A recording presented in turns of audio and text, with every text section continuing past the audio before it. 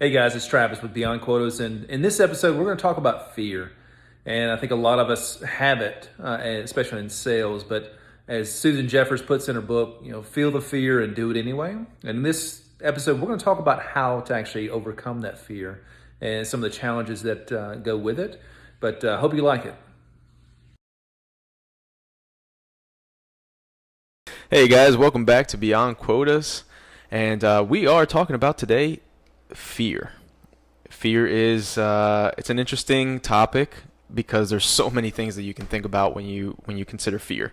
Am I afraid of heights? Am I fearful of walking out the door? Spiders, all kinds of things, right? I'm scared to death of spiders, bro. I'm definitely afraid of heights. So there is so many things yet you can be fearful of.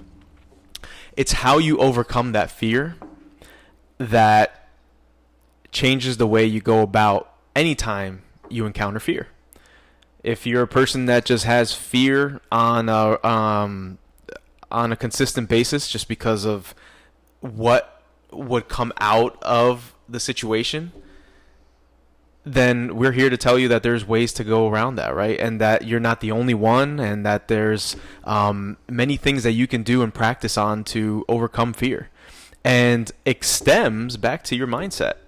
As crazy as that sounds, some of the stuff that we talked about in our last couple episodes, mindset is absolutely vital as you consider fear when you're approaching a situation. So for you, Travis, are you scared of spiders? I'm not gonna lie. I think my brother's the same way. He's hates spiders and. Did you guys encounter something at a younger age I don't that? think so. I just think they're weird. Like it's funny. Like snakes. A lot of people are scared of snakes. I'm okay with snakes. I just got to know where they're at. Okay. Like I can't have a snake on my leg and saying, "Hey, what's up?" Makes sense. That means obviously that's fear, for my life. Makes sense. But yeah, and not to mention, I think it even grew even worse when I found out the average person swallows 12 spiders a year in their sleep. Oh, let me tell you a Talk story. about- Hold on. Let me tell you a story about that because you brought that up. Hold on. So when I was a baby, and this is a story that has been told to me from family because obviously I think, less than a year old when this happened. I was on the living room of my home, of my parents' home, and less than a year old, and I'm just playing with my toys on the floor, sitting on the floor. No one's paying attention to me.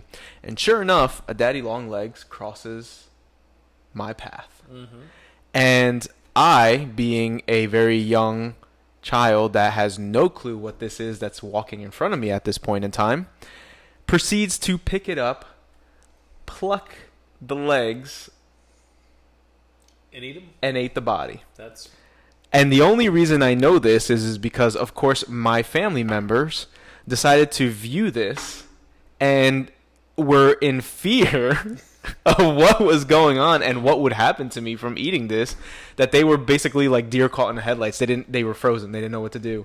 And so it happened. And then, of course, they rushed to me, picked me up and stuff like that. Like, oh, my God, I hope you're okay. Let's see what happens, right? I love the fact they rushed to hold you. Like, oh my God, hey, are you okay? Right. You good? Right. Okay, we're good. All right. Right. Great protein. All right. So, sorry. Didn't mean to cut you off. No, That's here's what. the thing. Like, because I used to play with Granddaddy Longs, and I found out, which I don't know, I haven't done the research or whatever, but I found out something about Granddaddy Longlegs is they're one of the most poisonous spiders on Earth. It's just their mouths are so small they can't penetrate the human skin. No, okay. That'll freak you the hell out because, like, I remember.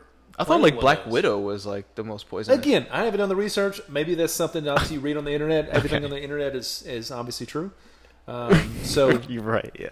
that may be the case, but yeah, they just freak me the hell out. And like, I'll see videos. Like my brother and I are the same way. Like if there's a nest of spiders, Okay. we're in the mindset of like we're burning this damn house down and collecting the freaking insurance money. And like I like we're not going back in there because like that shit. Like no, I need that. Hold on. So have you ever seen those videos of like, someone's in a home, they all of a sudden or the video is facing like a frame. They take off the frame or the picture frame or whatever, and you just see like a flutter of spiders just Dude, running it out. literally freaks me the hell out. There's also one I've seen like, they would hit something, and it's a nest of spiders, and all of a sudden, Yeah. and just all over the place. Yeah. Like, dude, like no, like Thousands. And there's another one I saw, and I'll go on and on because it freaks me the hell out. But like, there's a picture of a house that's like crumbled over and like it's been torn down and everything else. Okay. But like on the top of it, on the roof, it spray painted like I got the spider. Like that's me. Like I'll knock everything down like I'm killing the spider. Right. But We digress, everybody. yeah, but in terms of the fear itself, I think there's a lot of it. Especially my life going up into sales, and I was always fearful because I wasn't the quote unquote the extroverted, like the big talker, like they always say in sales that you have to be. Mm-hmm. And you and I came up obviously in door-to-door sales, and we had some success early on. And I remember going up to doors and just not even knowing what the hell to say. There's a lot of fear that comes over you when you have someone, one, you're going in their space, Right. knocking on the door, Not and- knowing what's on the other side of that door. Exactly. Yeah. Like there's some war stories. Obviously, I've had guns pulled on me and everything else, and Yep. whatnot. But like, it freaked me the hell out to the point where you got to where like you just walking in or walking around the neighborhood, and you start looking at like, that house looks like they're probably tired, yeah, or doesn't look like they're home. Mm-hmm. You start picturing stuff like that's not even true. Like, wow. And it's funny that I bring that up because I just read a book about Bill Porter, and he's a door-to-door salesman out of Oregon, and he talks about, or she talks about him, but like as far as what went on, but about how he never skipped doors, he'd always hit them and everything else. And I thought that was it resonated with me because I've been through that. But yeah, just seeing somebody come in and having this overwhelming fear of I don't know what to say. But I love, there's a book called by Susan Jeffers. It's called Feel the Fear and Do It Anyway. And that's the biggest thing. Any fear can be overcome by just doing it. Mm-hmm. By just taking a step out. Because 9 times out of 10, actually a little bit more than that, as far as maybe 9.5 times out of 10, the fear was in your mind. Yeah. There's nothing to be fearful, for. You create the fear. Yeah. Yeah. And once you do it, you realize this is easy. Mm-hmm. Like I can do this all day. Right. And that's something obviously that kind of resonated with me, and as far as helped me throughout my career. And now like it's all about action. It's about like doing. Let's just do it. Mm-hmm. As the book calls it, screw it and do it, or screw it, let's do it. Right. But yeah. Yeah, and there's so many examples that you can talk about with fear, right? Dating, for example. I mean, how many times do people have just tremendous fear, right? Fear about approaching someone, fear about what to say to them, fear of, are they the right person? Fear of, am I taking the next, should I be taking these steps or not, right? Or should I be committing? Fear of commitment. I mean, there's so much fear when you're thinking about dating. And as an example, there's fears of, overcoming your fears by doing the things that you're scared of most, which in this case, for example, heights. I was always, or am still, definitely afraid of heights. I can't even, be on a tall building and how people like look over the ledge, or even though you have protection, you have a nice thick glass there and there's no way that anything would happen. 99% of the time you're in pretty good shape.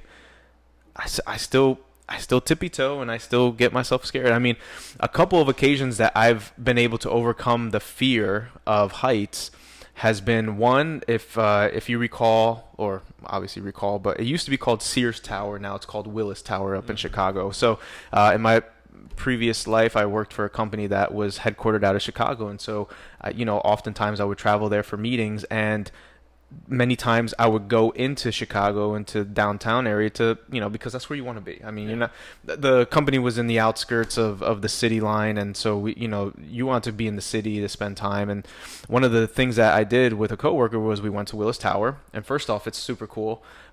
You've seen it in movies and stuff like that, but you go into the elevator. First off, it's like, I don't know if it's like a bullet elevator or a rapid elevator. I forget what they call it, but it's insane, right? You don't feel, the speed that you're in. I mean, the velocity is intense.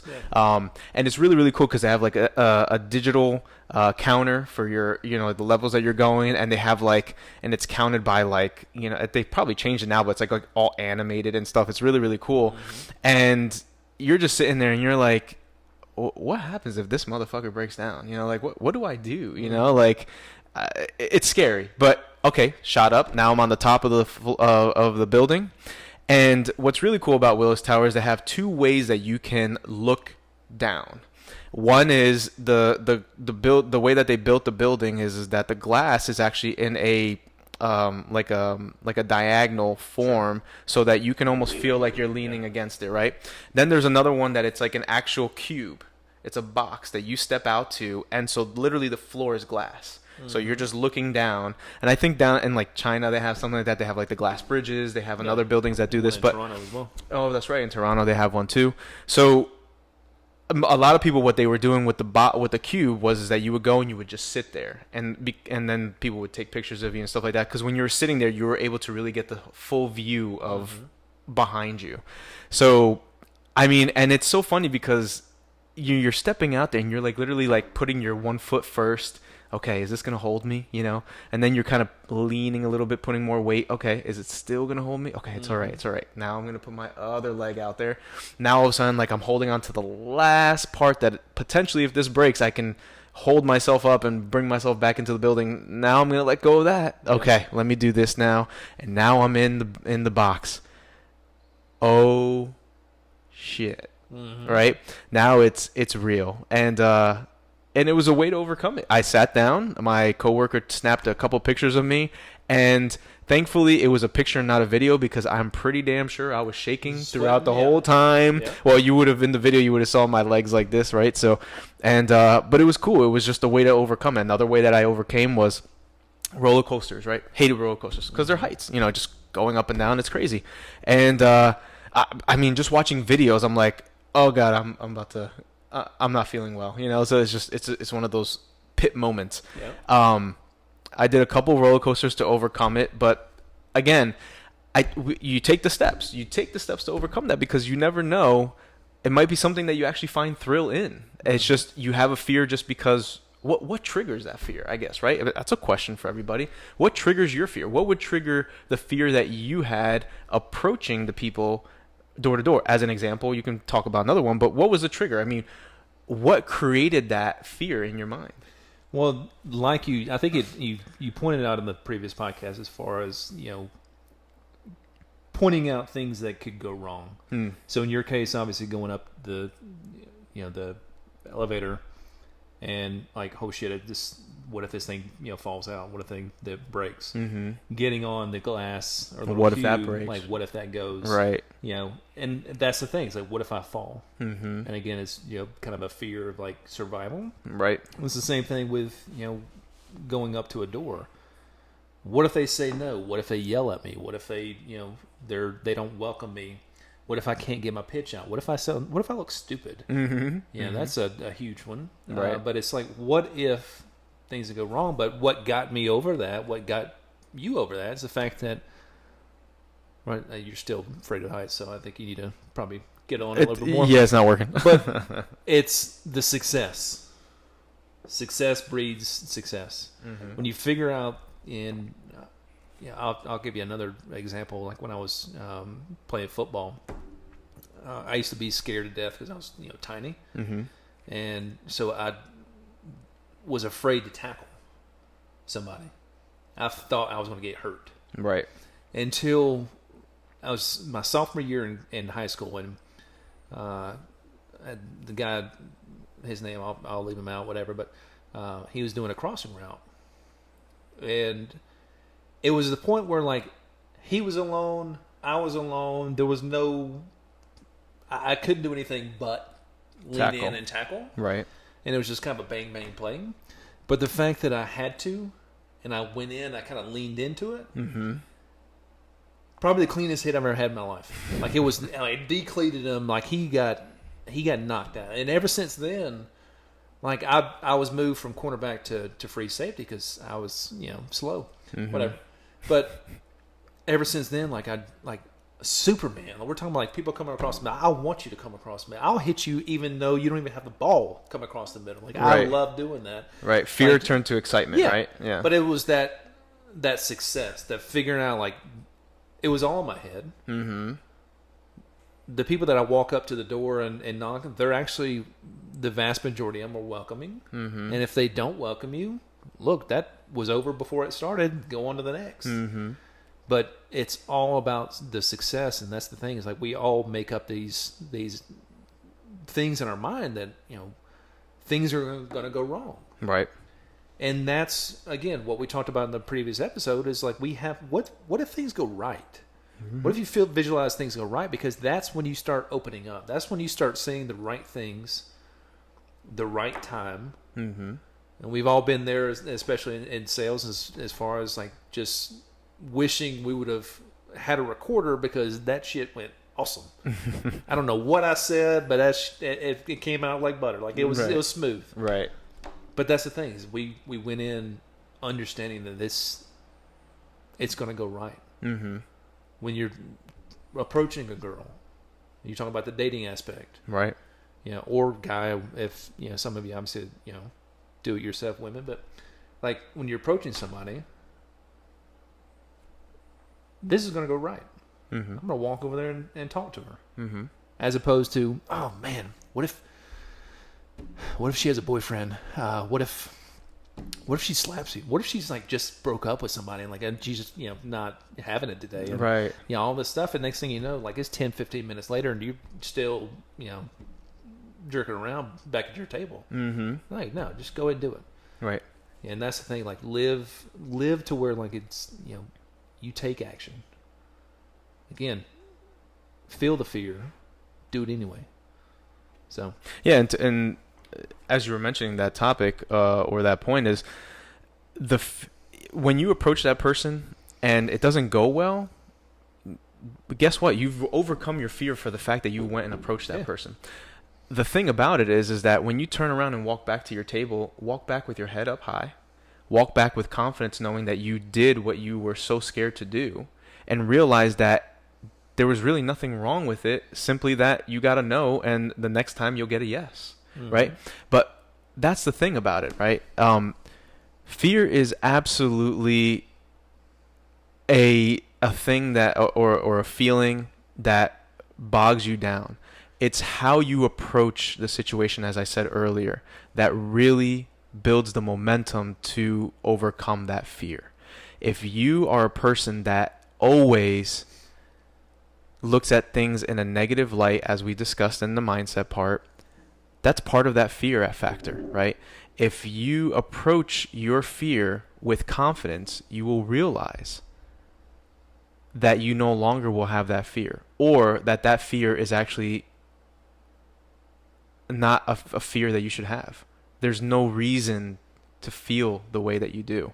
You, for example, knocked on doors. You had a tremendous fear to walk in and knock on a door not knowing what the other side would be or what was going to approach you. But as you started to realize more and more that there really was no fear there, but it was just your lack of confidence, it then changed your momentum and your mindset to realize that it was more about you building confidence to approach that potential fear that you had. Mm-hmm. So as I kind of speak through this, I want everyone to realize that fear is going to be there. Everyone has fear of something. But always realize that it's not the fear that you have, but it's how you approach the fear that will ultimately present a success for you to no longer have that fear in the future. So keep that in mind. Any closing remarks, sir? No, I think you pointed out beautifully, and to your point earlier, I think your fear of heights and my fear of spiders, like it's going to be there forever. Like I'm not going to get rid of them because they're freaking weird. But I think moving on to just eat one. Yeah, no. Just eat one. I mean, there's chocolate covered spiders. Maybe that maybe that's a way to overcome it. That It's may like work with Ozzy Osbourne and his bat little thing, but no, bro. was it a bat or a pigeon? I don't Wasn't it know. like It's a weird. bird or I something? think it's Yeah. It's a weird guy, but yeah, I think it's moving on to a success aspect. I think taking action every day, doing the fear that you fear most. Like for instance, if it's in sales, for instance, like pick up the phone. A lot of salespeople are they're afraid of the phone because what if? Right. Just pick it up. Mm-hmm. Do a couple of dials. Hell, grab a freaking phone book and call random numbers to get your jitters out. Mm-hmm. Just kind of go and see if you have a conversation. You never know what will happen. No. But doing the thing that you fear the most, because that's gonna get it over. Like if you have a fear of public speaking, go speak. Mm-hmm. Maybe you want to go to Toastmasters and kind of ease it out because they're all welcoming or whatever. But you don't have to go in front of a major commerce or whatever. But just do something that you fear and let the fear subside. Right. And that's the biggest point: is take action, because you only have one life. Yep, I was just gonna say that. Yeah. Chase the dream. Do something. And I love Jack Canfield. He talks about the power of five, in which he talks about this is his success principles, but he talks about doing 5 things every day that's going to move you closer to your goal. What's that goal for you? What's the one thing that you want the most? What's holding you back?